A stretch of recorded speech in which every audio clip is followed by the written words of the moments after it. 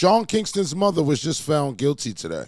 And I don't know why. And I wanted to figure out, on Rich House Crime, which we are on now, this channel is geared towards scams and body cams. So this is a scam. This is a fraud. We're going to look into it. Now, I don't know much backstory on this. So if you guys know any, let me know in the comments.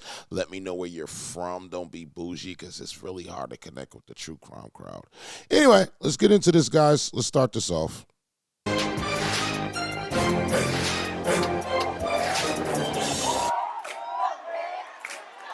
Sean Kingston was arrested in San Bernardino County just hours after his mother was arrested during a SWAT raid of their Florida home. Wow. Kingston used his name and celebrity status to scam people out of products and services, never paying for them. Back in September 2021, we posted a video called The Shady Side of Sean Kingston. The video was created using our original, classier format. And now that Sean has found himself in some more mess, we decided to give this topic a bit of an update. In addition to rediscussing the alleged scams Sean and his family have been involved with, we have even more information about all the tomfoolery that led to his mama getting her wig snatched. Got your bald head mama out here looking crazy. You should be ashamed of yourself. In Florida on February 13, 1990. He and his two siblings were primarily raised by their mother, Janice Turner. Around the age of 5 or 6, his family moved to Kingston, Jamaica. Sean told Blues and Soul website that while in Jamaica, he got to connect with his grandfather, the legendary I can't even name 5 songs from Sean Kingston. I'm not even going to lie to you at all. Jamaican producer Jack Ruby, who worked with Bob Marley and Burning Spear. Sean also claimed to be the nephew of an iconic dancehall artist, Buju Banton. He was sent back and forth between Miami and Ocho Rios, Jamaica, where he had relatives. As his mom noticed his desire to create music was getting stronger, she purchased him the equipment he needed to make his dreams come true. See that? Even though you was a badass, your mama still came through for you. Right before his 15th birthday, his mom was sentenced to 2.5 years in a federal prison for tax evasion and bank fraud. Oh, she been doing this. Lock her up. His sister was somehow connected to the case and was sentenced to probation. However, after his sister failed to answer her phone while she was under court-ordered monitoring, she was locked up for 4 months. The family that scams together stays together. Wow. While his mom and sister were away, their family lost everything. Sean told Blues and Soul website he went to live with other family members. His behavior got even worse until he decided it was best to live on his own. He was homeless for a while and cut grass and performed other odd jobs in order to make extra cash. He also focused more on making music because he knew that was the only way he could save his family. After getting cheated on by a girl he described as the most beautiful girl in school, he wrote the song Beautiful Girls and began reaching out to various musicians on MySpace. Sean told MTV he messaged Dr. Dre and Swizz Beatz, but they blew him off. Beat it ass shit. He also contacted producer J.R. Rodham. He copy-pasted the same message to J.R. 5 times per day until J.R. finally responded. J.R. gave him the runaround for a minute, but when Sean moved with his brother out to L.A., he contacted J.R. again and asked if they could meet up. J.R. finally allowed Sean to audition for him. He signed to J.R.'s Beluga Heights record label and released his self-titled debut album in 2007. The album was packed with multiple bops, including Beautiful Girls. You're way too beautiful, girl. The song peaked at #1 on several charts and was certified 2 times platinum in the U.S. As of this video, the music video has more than 1 billion views on YouTube. But straight out of the gate, people were very suspicious of Sean. There were a lot of holes in his life story, and people were a bit put off by his Jamaican accent. Well, go on, it's your boy Sean Kingston. Sean, let Auntie Regina help you out with the accent, okay? Y'all mom, it go like that. Try it, you try it. Sean was always quick to talk about his grandfather, Jack, and all the advice he had given him. Sean said, he'd often sit me down and just be like, yo, this industry is crazy and you gotta keep focused. You gotta keep God first. In a subsequent interview with MTV, Sean said he would go to the studio with his grandfather and they would vibe out together. He also said he had a front row seat to witness how his grandfather created songs for so many musical legends. Come to find out, it was all a lie. What in the bombo plot? Jack passed away in 1989, and Sean was born 1 year later in 1990. There's absolutely no way he was in the studio with his grandfather, or even having the conversations he claimed they had. What in the line for no damn reason is going on here? Y'all know what probably happened though. He probably just imagined times that he would have liked to have with his grandfather. Yo, You that's know how sometimes when you're mad and crazy. stuff, reality gets away from you. You know what I'm saying? I'm sure when he was being interviewed, he was like, hell, here I am telling my damn fantasy. This ain't reality. His second album, Tomorrow, was released in 2009 and included features by Wyclef Jean and Good Charlotte. At this point, his mom and sister had been released from behind bars, and Sean was ready to share his newfound wealth with them. According to the Miami New Times, he splurged on a Bentley for his mom and bought her a new house. Perhaps Sean leaped into purchasing lavish items too quickly, because following the release of his second album, things began to unravel. I didn't even know he did a second album. Here we go. Here we go. He finally confessed that he wasn't related to Buju Banton. Dirty liar. Dirty Ah, liar. he And then in lied. 2010, a 19-year-old woman accused him and some of his associates of taking advantage of her in a Seattle hotel room. Sean admitted no. they had an encounter, but he said it was consensual. Eventually, the charges were dropped due to the accuser's inconsistent story. And then in 2011, while riding a jet ski with a woman in Miami, Sean miscalculated how high the tide had risen and ended up colliding with a bridge while going 35 miles per hour. He and the woman were catapulted into the water, and Sean was knocked unconscious. He was diagnosed with a torn aorta and had to undergo emergency open heart surgery. He spent 11 days in the hospital. From there, it seemed like trouble followed him wherever he went. In February 2012, the IRS slapped his silly self with a bill for $131,000 in unpaid taxes. According to TMZ, the IRS also obtained a lien on his property, meaning he would lose the home if he didn't pay up.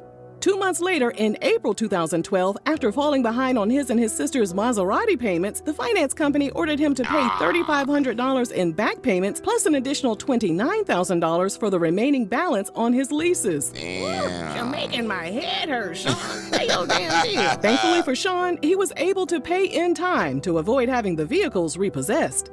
2012 was a crazy year, but 2013 was about to be even worse. Lord, let me top off this margarita and grab me a plate of jerk chicken, because I know this is about to be some mess, honey. Remember the woman who accused Sean and his associates of taking advantage of her in a Seattle hotel room? Even though criminal charges were dropped, the woman still filed a $5 million civil lawsuit against Sean, his bodyguard, and a band member. I never the knew woman that. said her life had been ruined following the encounter. Sean settled with her out of court. Sources told TMZ he didn't settle because he was guilty. He settled because he was about to go on tour and didn't want anything to prevent him from focusing on his music. Excuse me, but didn't his lawyer say the same damn thing? That he didn't settle with Cassie because he was guilty, and then the feds kicked in and did his doors, and then that hotel video dropped?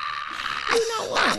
Me no business. Sean released his third album, Back to Life, in September 2013. The album featured several popular musicians, including Nicki Minaj, T.I., Chris Brown, and 2 Chainz, to name a few. Unfortunately, the album wasn't as successful as the first two. I don't even Many remember it. suspected that as his popularity decreased, Sean's money dried the hell up as well. In March 2014, TMZ reported that his G-Wagon and Bentley were repossessed after he fell behind on payments. 5 months later, a New York jeweler slapped him with a lawsuit for failure to pay for jewelry Sean obtained from them from 2008 through 2013. A judge later sided in the jeweler's favor and awarded the company a default judgment of $356,000. That's a lot of money, bro. With people convinced he was brokety broke, Sean told Gulf News website people don't see the story behind it, so they just see on TMZ that Sean Kingston is being sued for jewelry. He's broke. How am I broke? Shut your broke ass. TMZ won't put up the fact that I just bought the house for $8 million, and I actually asked them to, but they'll put up these lawsuits to sell this idea that I'm broke. Shut your broke ass. Then came November 2015. A Los Angeles-based company accused Sean of owing them $225,000 for a watch. According to TMZ, Sean stopped making payments on the watch because he didn't think it was worth the amount the company charged him. Yo.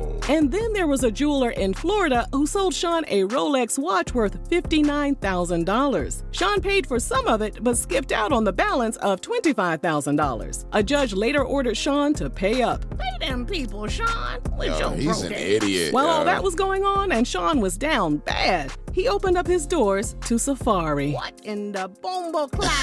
In an Instagram post, Safari expressed his gratitude for Sean taking him in after he went broke in 2016. Safari wrote, "I was living with Sean Kingston for almost 2 years. I am grateful to this man and his family. At one of my lowest times in life, he held me down like no other. Well, that's one link up Auntie Regina didn't have on her bingo card. In July 2016, Sean had his chain snatched at a West Hollywood club. Sources told TMZ the chains were worth an estimated $300,000. Rumors spread that Meek Mill accused some of the game's affiliates of being involved in the chain snatching, which started a big, messy social media beef. But in the end, the case was closed because Sean stopped cooperating with authorities. You would think Sean would avoid expensive jewelry and stock up on some fake and more affordable bling. But that wasn't the case. In January 2017, a New York jewelry company claimed Sean and his mom agreed to pay $302,000 for 9 high-end pieces. According to the company, Sean paid for the item. Do they not do their research on what these people did before they got there, or are they just giving out jewelry to anybody? With 2 checks that later bounced. The judge issued a default judgment in favor of the jeweler. Around this time, people started to notice that Sean was becoming more popular for his legal issues than his music. No one was even surprised when it was reported that he got into it with the Migos in Las Vegas, and one of Sean's associates got locked up for firing a shot in the air during the commotion. Well, Sit why? your ass down somewhere, wasting them damn bullets. Thankfully, no one was hurt. Sean was back to his old ways in 2017 when a Florida jeweler accused him of bouncing a check he used to purchase a Rolex. The jeweler tried to collect the debt for 4 years, and when he was unsuccessful, he took the matter to court. The results of the case are unknown. Sean was quiet for a few years and stayed out of the news until December 2020, when a warrant was issued for his arrest after he failed to pay a $45,000 jewelry tab. While all that was going on, his fans wondered if he'd ever have time to drop another album. Sean told Billboard he got caught up in some bad situations, and he was stuck in a bad record deal that he signed when he was young and naive. He said, "I signed a lot of contracts. I was hungry. I didn't know about the music industry like that." For those who thought he fell off, he disagreed. While his music was on hold, he wrote for other artists, including his friend Chris Brown. His plan was to go the independent route, so after getting some good lawyers in his corner, he was able to get his career back on track. He started his own label, Time Is Money Entertainment. In 2023, he dropped his comeback album, Road to Deliverance, after a 10-year hiatus. Unfortunately for Sean, no one was checking for his music anymore. I know the hell I wasn't. Hell, I didn't even know the damn album came out. Instead of dominating the charts, some crazy allegations made headlines. In November 2023, Sean was accused of punching and pulling a weapon out on a music video director who had been staying in his Los Angeles home. The two reportedly got into a disagreement after Sean became frustrated. The video director couldn't remember the name of an app to transfer over some of Sean's video files. A rep for Sean told TMZ that the allegations were false. That same month, a lawsuit was wrapping up against Sean and a jeweler who claimed he stiffed them for $1 million worth of watches. The jeweler claimed they flew from Malaysia to Sean's house in LA to hand-deliver the watches. So we had to start scamming people outside the country. Yo, that's Everybody crazy, at the jewelers bro. convention in the U.S. was like, don't sell to Sean Kingston. For real. Sean promised to send the payment via wire transfer. Sean later told the jeweler his initial wire was rejected because it was flagged by his bank due to the large amount being wired overseas. From there, Sean came up with a bunch of other excuses until Sean eventually stopped responding to the jeweler entirely. Because Sean failed to show up in court, the jeweler demanded a $1 million default judgment in November 2023. He didn't get. That brings us to May 23rd, 2024, when Sean's Southwest Ranches, Florida home was raided. Sean wasn't there at the time, but his mom was arrested, and her mugshot was plastered all over the internet. Looking crazy. Must be a bust-down lace front. Oh, yeah, big as hell, man. Cops allege that over a 6-month period, Sean and his mom stole almost $500,000 in jewelry, more than $200,000 from Bank of America, $160,000 from a car dealer, $100,000 from First Republic Bank, and $86,000 for a customized bed. His mom posted a $160,000 bond and was released a few days later. During the raid, the authorities confiscated several items, including a giant LED TV screen worth over $100,000. What the? A few hours after the raid, Sean was performing a show in California. After stepping off the stage, he was immediately apprehended. As of this video, Sean has waived his rights to fight extradition in California and has agreed to go back to Florida, where he and his mother are facing 10 charges of theft and fraud. In a statement to the LA Times, his lawyer stated, "We deny all of the allegations and look forward to trying this case to a Florida jury."